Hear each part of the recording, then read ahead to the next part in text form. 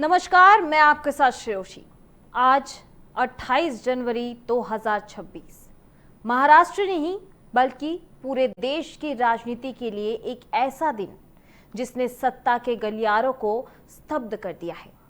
महाराष्ट्र के उप मुख्यमंत्री, एनसीपी के सबसे ताकतवर चेहरे और सत्ता की राजनीति के मंजे हुए खिलाड़ी अजीत पवार हम सबके बीच नहीं रहे। बारामती के पास एक निजी विमान दुर्घटना में अजीत पवार का निधन हो गया। जिस नेता को महाराष्ट्र की राजनीति का पावर सेंटर कहा जाता था, आज उसी नेता की जिंदगी एक विमान हादसे में थम गई।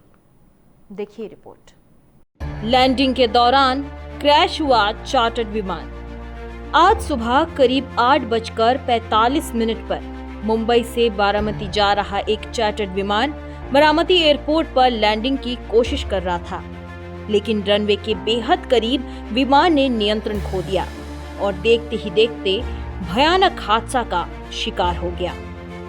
विमान में कुल 5 लोग सवार थे। डिप्टी सीएम अजीत पवार, 2 सुरक्षा कर्मी और पायलट व को पायलट।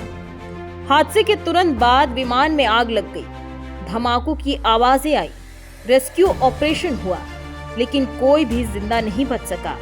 महाराष्ट्र सरकार ने 3 दिन के राजकीय शोक का इस दौरान ऐलान किया।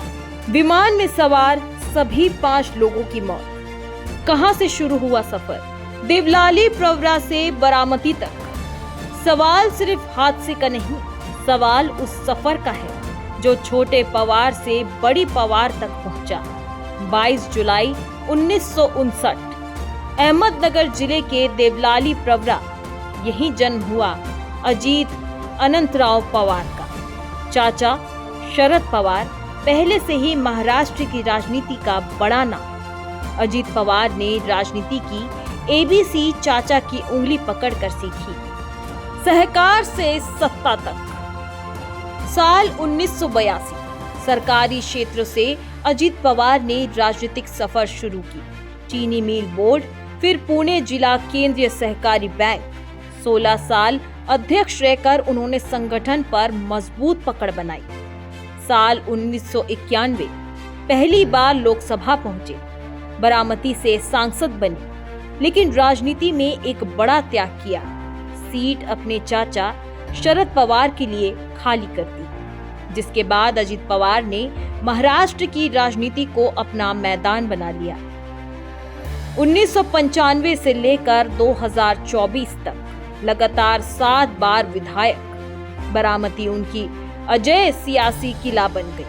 कृषि, सिंचाई, ऊर्जा जैसे अहम विभाग। मंत्री के तौर पर अजीत पवार ने कृषि, सिंचाई, ऊर्जा, योजना, ग्रामीण विकास जैसे अहम विभाग संभाले। सिंचाई मंत्री रहते हुए वे सबसे ताकतवर प्रशासनिक चेहरा बने और यहीं से उनकी छवि बनी कठोर, फैसले लेने वाला और सत्ता का मास्टरमाइंड। अजीत पवार महाराष्ट्र के इतिहास में सबसे ज्यादा बार उप मुख्यमंत्री बनने वाला नेता।